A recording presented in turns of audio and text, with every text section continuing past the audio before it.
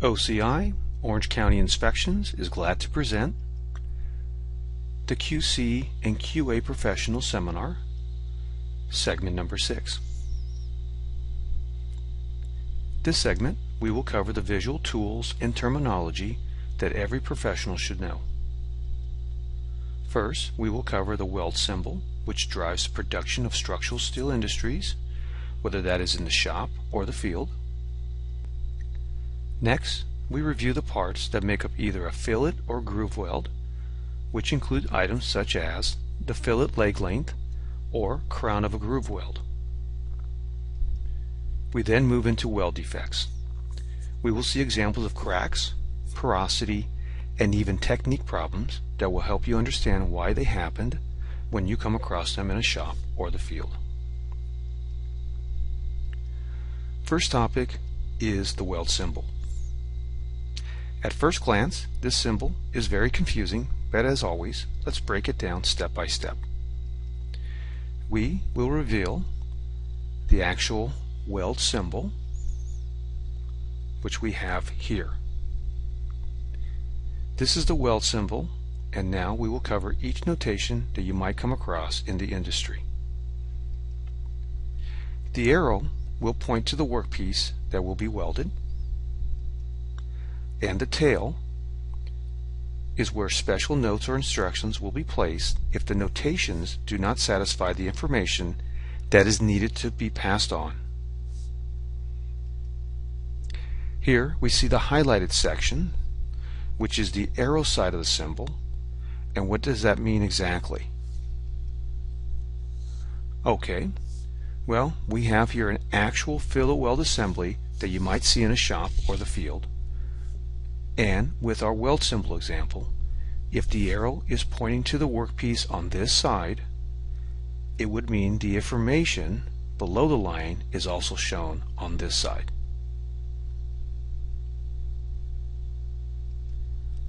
Now, we know what the arrow side of the symbol is, so let's take a look at what is called the other side, which is found above the line on the weld symbol.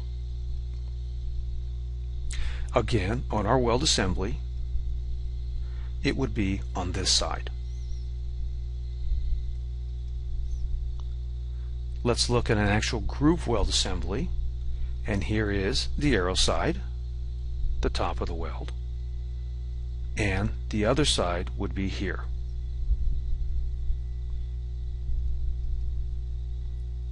Back at the weld symbol, we cover the actual body line, the arrow and tail, plus we see that there is the arrow side, which is on the bottom of the line, and the other side, which is found above the line. Now, we will cover notations of importance.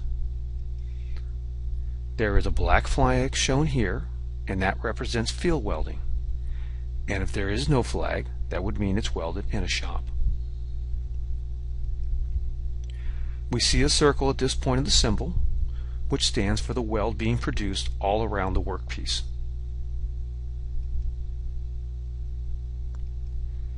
Here we have an L, which is where a number will be called out for the weld length, and the P will have a number representing the pitch spacing or center to center spacing of the welds. Moving up the symbol, we have an A, which will have a degree number for the groove angle required. Now we have three different notations. First, the F will have a symbol for the finish of the weld face. Second, the line will have a symbol for the finish contour of the weld face. And the third notation, which is the R, will have a fraction number for the root opening. The E in parentheses will also have a number for the effective throat of a groove weld. The S will have a fraction number for the depth of preparation for the groove bevels. The N in parentheses will have a number for the count of spot or projection welds. Here is a very important note for all personnel. All these notations will remain the same even if the symbol is reversed. And this last location will be for the different weld symbols that can be placed on either or both sides of the line. We will now take a closer look at these. Okay, before we dive into the different symbols for each type of weld and finishes, we need to understand there are situations that require these symbols, and that will start with the 5 basic joint types that are created with connections of structural steel material. The first joint is the butt. You will have 2 different plates that will be fused together by the actual weld. The next joint is the corner.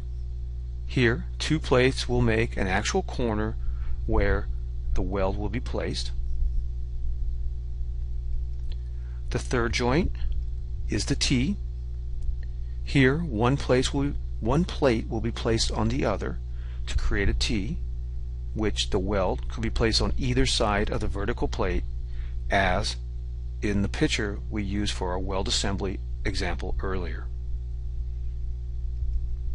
The fourth joint is the lap, where one plate is laid on top of the other, in which the weld can be placed on either end of the plates. And to close this topic is the edge, where the 2 plates can be placed together or separated on an angle, but the weld is usually placed on the edge of the plates. Let's look at some basics of the fillet and groove welds, because without the foundation being understood, there is no need to try to learn more advanced symbols. Starting with the fillet weld assembly, we have a T-joint, and here is a typical weld symbol drawing we might see for it. We see the vertical plate on the weld assembly, and then the same plate on the symbol drawing. Next, we see the horizontal plate of the T-assembly, and the same plate represented in the symbol drawing. The red line is running across the fillet weld, and the arrow of the weld symbol shows where the fillet weld will be, but here we tried to show where it would be with this side view. Next is the groove weld assembly, and here is a weld symbol drawing for it. We start with the plate on the left side on the actual weld piece, and here is the plate represented on the weld symbol. Next is the plate on the right side, and again here is the plate represented in the weld symbol. With groove welds, there are times a backup bar is required, and here the arrow reveals the backup bar on the weld assembly, and the arrow reveals where the backup bar would be found on the weld symbol. And lastly, the red line runs where the groove weld will be placed, and the arrow shows the actual weld location on the weld symbol. So before we move on, the principles with the fillet and groove welds are the same. They both connect the 2 pieces of material with a weld bead. So with a fillet weld, the weld bead is more like a triangle, which needs 2 different directions of plates, while the groove weld is filling in the gap between the 2 pieces of material. Well, we now have a better understanding of the different joints and the basic principles behind what a groove and fillet weld require. We can now move on to more advanced welding symbols. And here are just a few weld symbols that you, the QC and QA professional, could and will run up against in a shop or field someday if you haven't already. Let's take a look at these symbols and the actual weld symbol. We start with this first group, the fillet, and here think of a shark fin. And what do you do to a fish? You fillet it. Next are the plug or slot, and this will be seen more for deck welding.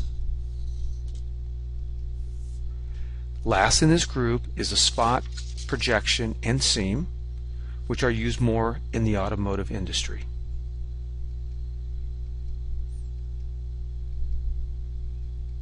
We move to the second group of symbols, and the back or backing is shown, which is used at times as a backup bar. Now is the melt-through, which is used on industries like food processing or pressure pipe assemblies. Here is the surfacing, which is used to build a protection on things such as dirt moving equipment buckets or blades. And lastly in this group are two different weld symbols. The first is the edge flange groove, which is usually a corner on a bent plate welded to another corner of a bent plate. And second is the corner flange groove, which is found when a corner of the bent plate is welded to a flat plate. Here we see the third group of symbols that are used for the groove weld assemblies. We start with the square, then the V, and the bevel. We have included all three of these together due to the fact they are the most used. Each can be used on the minimum plate thickness allowed by the D11 to the maximum plate thickness. They are used on simple connections to special moment framing connections and everything in between. The next two symbols, the U and J, need some type of preparation from a source like a grinder, torch, or air carbon gouging process. And finishing this group are the flare V and flare bevel, which are similar to the edge and corner flange we saw earlier. And last group for review are some symbols we have covered earlier, but do have a few new ones also. We have the all-around weld, which has the weld bead starting and stopping in the same location on the workpiece, whether that direction is vertical or horizontal, and even at times it will include both directions. Now we see the flag, which means it's being welded in the field, and at times you will see the flag not darkened, which stands for the same condition. Next is the three different contour finishes that a weld bead can have. The flush will take some form of action with tooling to create this finish, where the convex is typically created when a weld bead is performed correctly, but in the food and petroleum industries there are times for more of a finished height for corrosion purposes. And lastly is the concave, in which is found when back gouging of a weld assembly is required for completing a full penetration weld. As we close the weld symbol topic, we hope you understand the first step is to understand which type of joint is being used. So ask the question, is it a butt or a T, etc.? Then the second step is to ask, is it a fillet or groove weld being called out? And then finally, for the third step, just follow the symbols being shown that will create a correct welded assembly. We move into the parts that make up a fillet or groove weld, and we start with the fillet weld. Now on the right top corner we see what the actual fillet weld assembly looks like, and we will take a cut view through the fillet weld bead. Looking at the cut view of the fillet weld back on the left side of the screen, we must start with the basics, which is it takes two legs to create the fillet weld, and the third side is the face of the weld, which creates a triangle shape. Now, with the weld bead basic understood, the next is to see how there must be two different directions of material to form this triangle bead. So first is the vertical plate, and then the horizontal plate that act as a form to hold the melted metal as one. So we see the need for two plates that create a triangle bead. So now the fillet weld size is determined by the length of each weld leg. So measure the vertical leg at what is called the toe, and then the same location of the horizontal leg.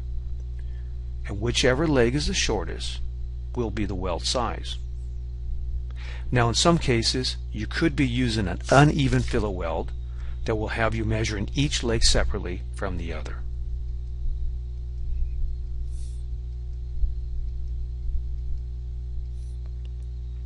To cover a few other items in this diagram, there are dashed lines which represent the theoretical outline of the weld. And notice the outline area of slanted lines just under the weld bead, and this is the heat affected zone. That is created when the weld heat is introduced. Now we will look at the parts of a groove weld. There again, taking a cut view through the weld bead, and first it takes two different plates, and in this diagram each end of the plates have been beveled to make the required angles, which then the gap is filled in with weld metal.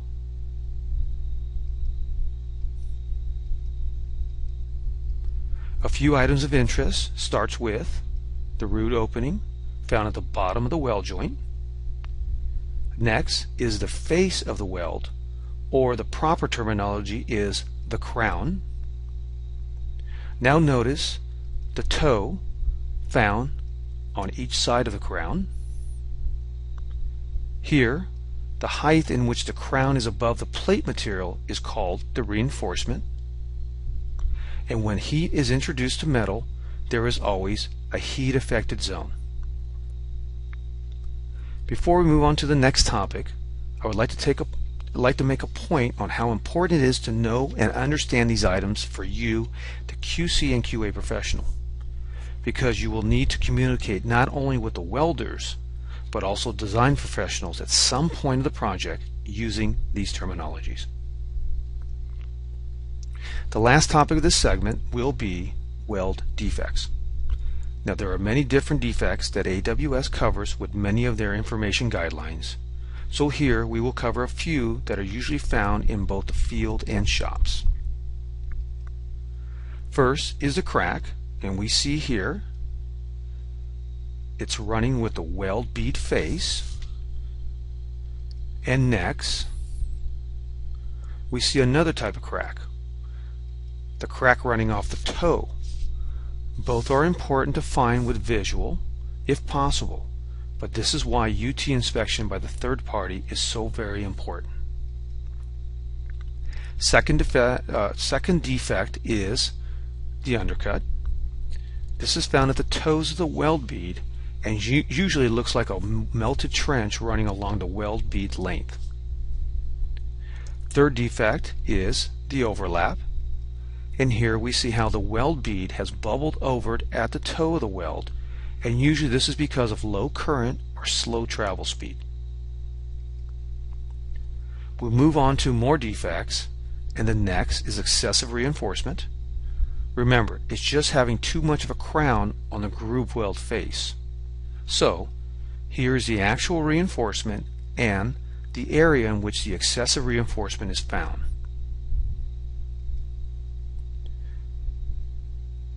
We move to a very typical defect if moisture is around, and that is porosity, which is best described as little pinholes. But there is another type of porosity that resembles linear grooves, also known as worm tracks.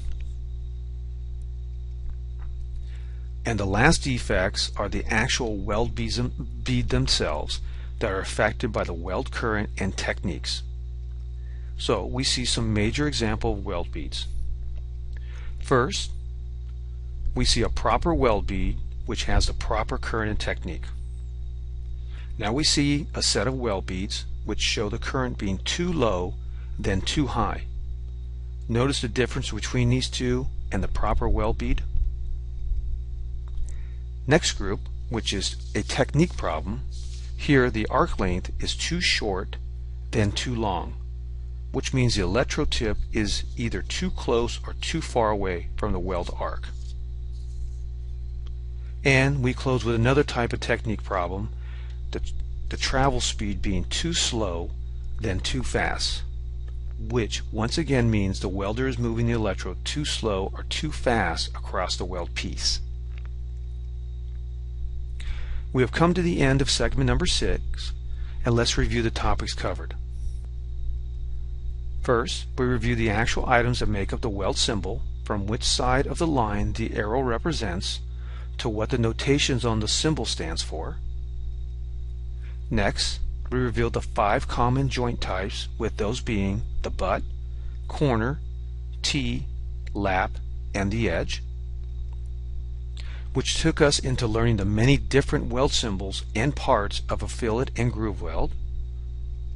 And we close with visual examples of some common weld defects, which are found not only on the weld assembly, but also are caused by improper weld currents and techniques. To finish this segment, 1. Complete the study material. 2. If any questions arise, just email us at orangecountyinspections@yahoo.com. Then move to segment number